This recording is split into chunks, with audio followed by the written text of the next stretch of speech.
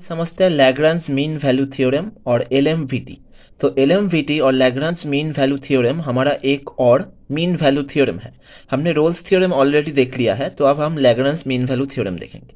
Lagrange mean value theorem में क्या कह रहा है कि अगर एफ एक्स एक फंक्शन हो जो ए बी के क्लोज इंटरवल में डिफाइंड हो और ये दोनों फॉलोइंग कंडीशन वो फंक्शन फॉलो करता हो। कौन दोनों फॉलोइंग कंडीशंस?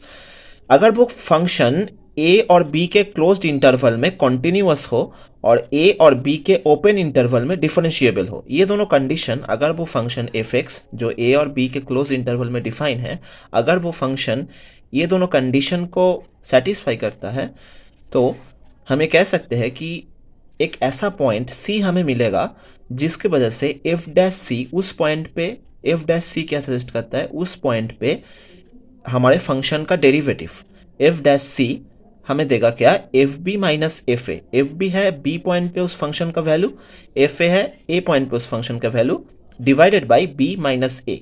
तो ये है हमारा लैग्रांज मीन वैल्यू थ्योरम। अब इसका जियोमेट्रिकल इंटरप्रिटेशन अगर हम देखें तो हम ये जानते हैं कि हम y को एफ एक्स बोल सकते हैं। तो अगर हमारा y equal to f x हुआ तो f b minus f a, इसको हम y2 माइनस y1 कह सकते हैं, और b माइनस ए जो हमारा है 2 पॉइंट, उसे हम x2 माइनस x1 कह सकते हैं। तो according to Lagrange mean value theorem हम कह सकते हैं y2 minus y1 by x2 minus x1। हमें पता है ये हमें देता है y2 minus y1 by x2 minus x1 हमें स्लोप देता है। वैसे ही तो हम कह सकते हैं कि एफ डैश सी भी, मतलब एफ डैश सी मतलब हमारा डी वाई डी एक्स है उस फंक्शन का, तो वो भी हमें उस फंक्शन का स्लोप देता है।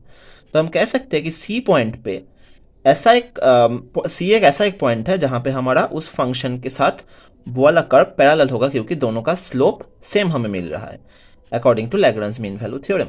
तो ये है हमारा लैग्रांज मीन वैल्यू थ्योरम है, और Lagrange mean value theorem Rolle's theorem का एक स्पेशल केस है, जहाँ पे हमारा रोल्स थ्योरम में क्या होता था, एफ ए इक्वल टू अगर हम एफ बी कर देते थे यहाँ पे, तो ही हमें मिल जाता था क्या?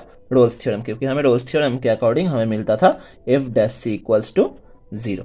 तो ये हमारा था रोल्स थ्योरम, और ये है हमारा लैग्रांज थ्योरम का जियोमेट्रिकल इंटरप्रिटेशन, और ये हमारा पूरा लैग्रांज मीन वैल्यू थ्योरम।